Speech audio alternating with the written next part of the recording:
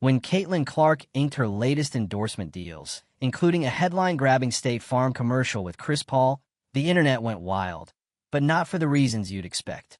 Her performance wasn't what sparked debate. It was the contrast between her public visibility and her WNBA paycheck that sent critics and fans spiraling into heated arguments. Clark is at the center of a cultural shift where players are becoming marketing powerhouses while still being shackled by outdated salary norms. The disconnect is jarring.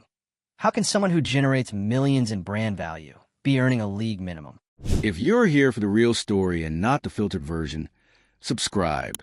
And if you're sticking around for the next meltdown, you better definitely subscribe. Clark's rise is exposing the structural cracks the WNBA can't ignore anymore. This isn't just about one player. It's about an entire league's future. The current pay model, even with revenue sharing factored in, fails to meet the moment. It's not just unsustainable, it's unfair. As new leagues emerge, promising better pay and stronger incentives, the WNBA stands at a crossroads. Either it aligns its compensation model with players' real-world value, or it risks becoming irrelevant to the very talent that's keeping it afloat. So here we are, Caitlin Clark, face of the moment, center of the storm, and somehow still underpaid. And the internet, fully spiraling. Because the second her new commercial with Disney and State Farm dropped, people lost their minds. She's on screen with NBA royalty like Chris Paul, front and center in a major national campaign, and doing it with the kind of poise that screams she's built for this. But instead of applause, half the reaction online was claws out. Jealousy, criticism, doubt. The noise is deafening. The commercial itself? A strategic masterstroke. State Farm didn't just toss Clark into a random ad spot. They placed her right beside one of the most respected veterans in men's basketball. That's not a coincidence. That's marketing chess. It signaled that Caitlin's not just a rising star. She's already in the room where the legends sit. It's also a smart way for brands to lean into the generational shift happening in sports. Women's basketball is here, and it's not backing down. But the timing of this ad couldn't be more loaded. Because as her visibility skyrockets, the WNBA is knee-deep in labor negotiations. And when you see her on national TV promoting a billion-dollar insurance company, then look at her WNBA salary, which is under $86,000. The disconnect is jarring. And it's not just about optics. It's about real dollars, real value, and real structural failure. Here's the issue. Caitlin Clark is already pulling in endorsements that prove she can generate millions in market value. From Nike to State Farm to Gatorade, companies are betting on her ability to connect with fans and build brand equity. They're not guessing. They have the data. People watch when she plays. They engage when she posts. They buy what she wears. She moves culture. She moves product. And the league knows it. Which makes it even more frustrating that the WNBA's current pay model feels like it's stuck in the past. Right now, the players are battling for a new collective bargaining agreement. The old one? Days from expiring. And what's at stake is everything: compensation, revenue sharing, bonuses, the basic structure of how women in this league get paid. The players are pushing for something the NBA already has: a guaranteed slice of the revenue they help generate. They want a system where if the league wins, the players win too. Seems fair, right? But the league's approach so far has been vague and, frankly, misleading. That $1.1 million number being tossed around as the new max salary is not what it seems. It's not base pay. It includes conditional bonuses, potential incentives, and a chunk of hypothetical revenue sharing if certain benchmarks are hit. The base salary itself? Still around $800,000 max, and most players earn far less. Which means the entire system is still built on a foundation that prioritizes ownership profits over player equity. And Caitlin Clark is the glaring example of how broken that is. Because here's someone who is single-handedly boosting the league's visibility, giving advertisers a reason to care, and attracting new fans who might have never watched a WNBA game before. She's filling seats, driving headlines, selling out arenas. And yet, she's being compensated like an afterthought. Even more, The league is actively using her image and narrative to market itself. She's everywhere. The face of campaigns, promos, social media reels. It's clear they see her as a cornerstone of the league's future. But the second the conversation shifts from attention to compensation, the tone changes. Suddenly it's about budget constraints and long-term growth. The same tired excuses women athletes have been hearing for decades. But this time, the audience is paying attention. The world is watching. And so are competing leagues. Because here's the new wrinkle. There are now other options. Unrivaled and Project B aren't just experimental passion projects. They're growing threats. They're offering seven-figure salaries and more player control. And they're targeting the same talent the WNBA wants to keep. If those leagues start poaching stars with better pay and fewer restrictions, the WNBA could face an exodus it's not prepared for. And let's be honest, who could blame players for leaving? They're being asked to sell out arenas, travel constantly, take hits on the court, promote the league on their own social channels, and represent the brand with dignity. And they're doing all of that for a salary that doesn't even scratch the surface of their market value. It's not sustainable. And now, with alternative leagues rising and the collective bargaining agreement expiring, the pressure is mounting. And Caitlin, she's stuck in the middle of it all. She didn't create these problems, but she's become the face of them. Not by choice, but by circumstance. Because when you shine as brightly as she does, you also become a symbol, whether you like it or not. What's made her rise even more controversial is how calmly she's handled it. While the media circles, while critics throw shade, while people accuse her of being overhyped, she stays locked in. She respects the vets. She praises her teammates. She keeps the focus on basketball. And yet, the jealousy and bitterness keep bubbling up. Because deep down, there's a discomfort with seeing a young woman dominate every space, sports, media, branding, all at once. But that discomfort isn't her responsibility. It's a reflection of a broken system. The WNBA has long relied on the idea of growing the game as a reason to underpay its players. But now that the growth is real, now that it's tangible and monetizable, the league has to step up. Players aren't asking for charity. They're asking for what they've earned. And if the WNBA doesn't act fast, the consequences could be massive. Not just in lost talent, but in lost trust. Because players see the numbers. They see the deals. They see the headlines. And they know when they're being lowballed. This isn't about one commercial. It's not about one player. It's about the entire structure. Caitlin Clark just happens to be the catalyst forcing the conversation into the mainstream. Her commercials may be polished and bright, but the issues they highlight, deeply structural, deeply unfair, and deeply overdue for change. It's what the league does next matters. Because if they blow this moment, if they fail to give players what they deserve, they'll lose more than money. They'll lose credibility. They'll lose talent. And they'll lose the very momentum they've spent decades trying to build. So where do you land on all this? Is Caitlin Clark unfairly targeted because of her fame, or is she exposing the truth behind the WNBA's business model? Should players be paid in direct proportion to the attention and revenue they bring in? And how long can this league afford to underpay the stars driving its success? Drop your thoughts in the comments. Let's talk about it. Hit that like button if you're tired of talent being undervalued. Share this with someone who still doesn't understand why this matters. And subscribe to stay locked in as we continue to cover every twist and turn of this saga. Because the stakes, they've never been higher. Let's cut to the core of what's happening here. The WNBA is sitting on one of the most pivotal moments in its history, and instead of riding the momentum with bold, transformative decisions, it's hesitating, stalling, calculating. Meanwhile, Caitlin Clark is showing up in billion-dollar brand campaigns like she's already been doing this for a decade. She's not just participating in the moment, she is the moment.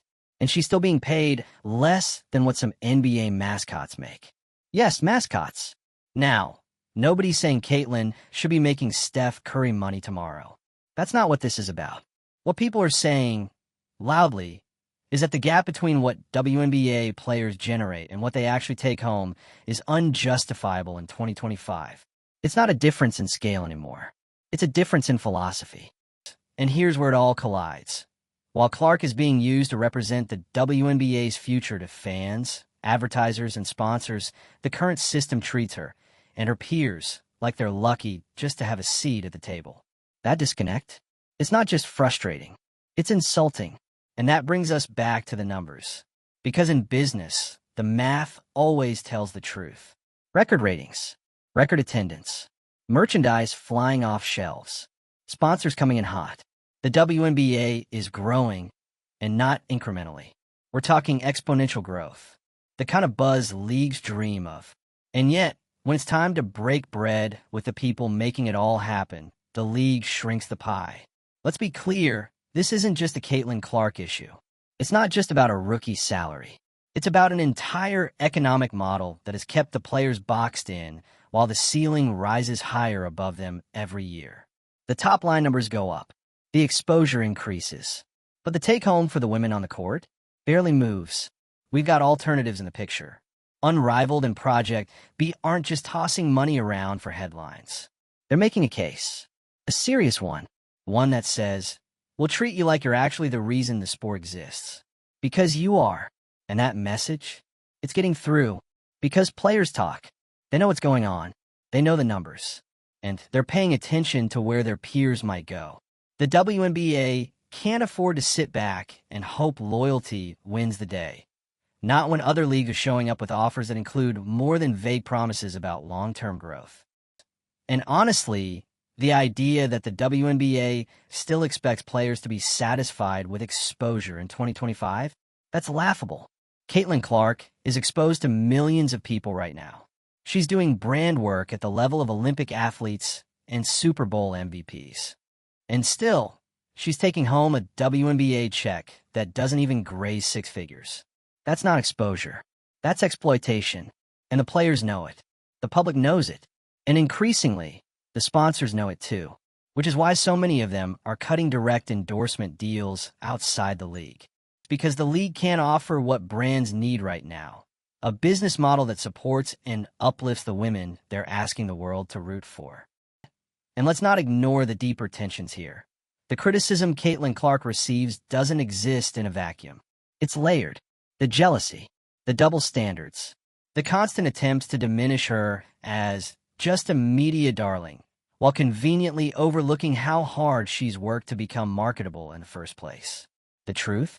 The same people complaining that she gets too much attention are watching her highlights on loop, talking about her, debating her, clicking on every headline with her name in it. Because deep down, they know she's shifting the landscape. They just don't know how to process it. And Clark? She's kept it together through all of it. No scandals, no meltdowns, just a steady focus on the game, her team, and her future. That's rare, especially when you're being held to standards that no male athlete has ever had to face this early in their career. But here's the plot twist. Caitlin's not here to save the league. She's not a one-woman solution to decades of underinvestment. She's not a patch for structural imbalance. She's a catalyst, one whose presence is revealing just how broken the system is. And if the league doesn't act now, she might become a symbol for something else.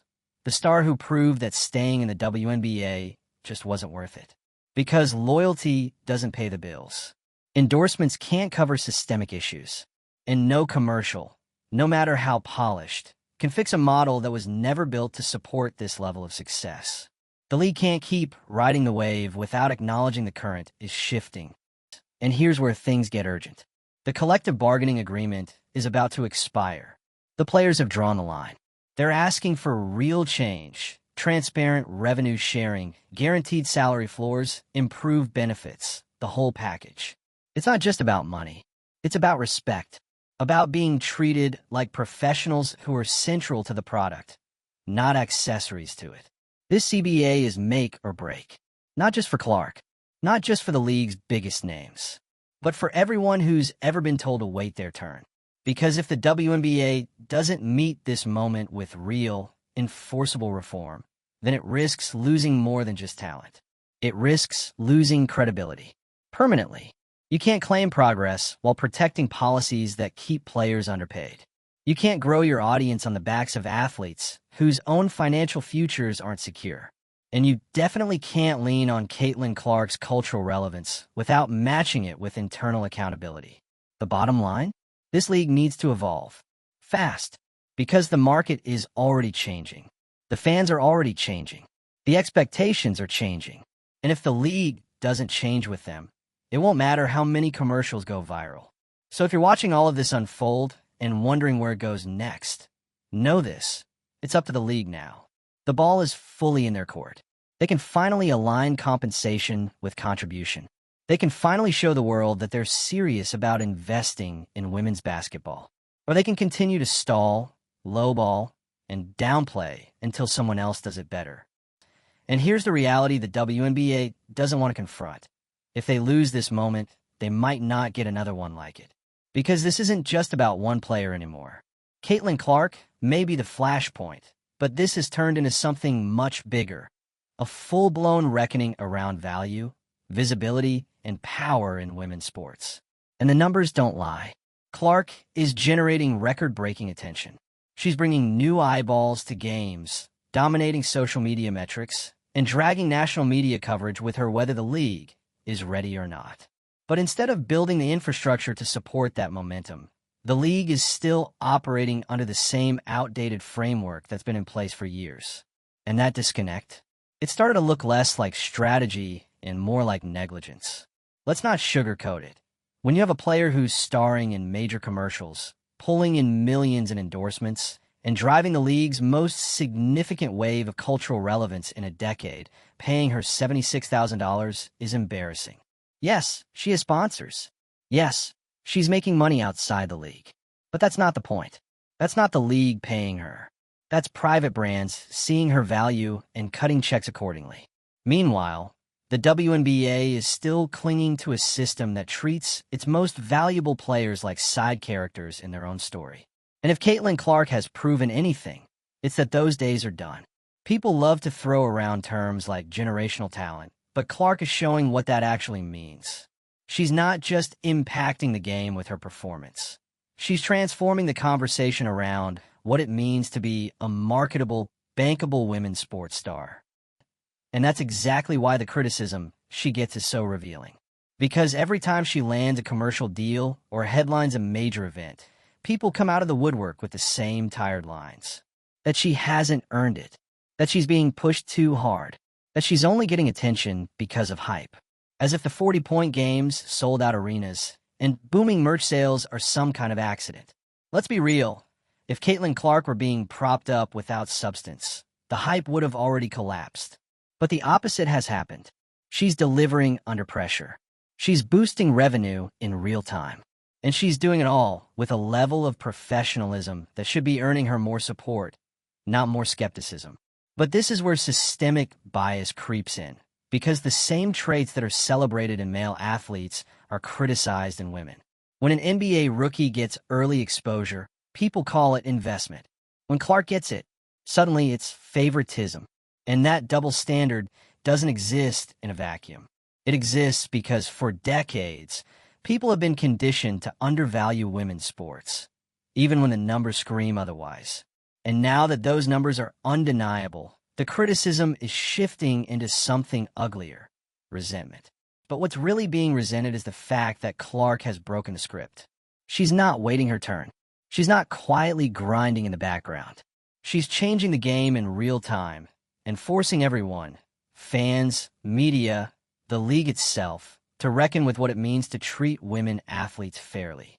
Because if she's doing all this and still getting paid pennies on the dollar, what hope does anyone else have? That's why this CBA negotiation is so much bigger than a pay raise. It's a fight for legitimacy, for parity, for a system that reflects reality, not excuses. The players aren't just asking for more money. They're asking for a share of the success they've built. And when the league tries to deflect by pointing to possible bonuses or inflated maximum salary headlines, it only makes things worse. Because now we're not just talking about financial inequality, we're talking about transparency, about trust, about whether the league actually believes its own players deserve a piece of the empire they're building. And if they don't fix that, They risk becoming irrelevant in their own story. Because here's the thing, Caitlin Clark has options. So do other players. They're watching what rival leagues are offering, not just in terms of money, but in respect. Unrivaled and Project B are positioning themselves as the antidote to everything the WNBA won't confront. Better pay, more flexibility, creative control, a structure that values players as people and as products, something the WNBA has yet to fully commit to. And this isn't just a hypothetical threat anymore. These leagues are real. They have funding. They have a pitch that resonates. And if the WNBA continues dragging its feet, they'll have the players too. The message is simple: evolve or be replaced. The players see it. The sponsors see it. And now, thanks to people like Caitlin Clark bringing national attention to these issues, the public sees it too. There's no going back. There's no pretending the old ways are good enough anymore. The future is here. And unless the WNBA adapts now, it'll be left watching from the sidelines while someone else builds the league of tomorrow. So when people roll their eyes at another Caitlin Clark commercial, they're missing the point. It's not just a product placement. It's not just a brand move. It's a signal, a billboard-sized reminder that she and players like her are ready to take women's basketball to a level it's never been before. But they can't do it for free. They can't do it on hope alone. And they shouldn't have to. Because this isn't about handouts. It's about fairness. It's about modernizing a league that claims to care about growth, but still clings to 20th century economics. And the clock is ticking. So here's the question the league has to answer right now. Are you ready to match the moment? Or are you going to let it pass you by? Because if Caitlin Clark and her peers have made one thing clear, it's this: they know their worth. And if the WNBA won't pay them what they're worth, someone else will. So where do you stand? Should players like Caitlin Clark be earning far more, considering the money and attention they're bringing into the league? Should the WNBA overhaul its compensation structure entirely to reflect modern market value? Or do you think the rise of rival leagues will force the issue before the league is ready? Drop your thoughts below. Let's have the conversation. If this whole saga has you fired up, hit that like button. Share this with someone who still doesn't get why this matters. And subscribe to stay locked in as this CBA countdown reaches its final days. Because what happens next could rewrite the future of women's basketball for good.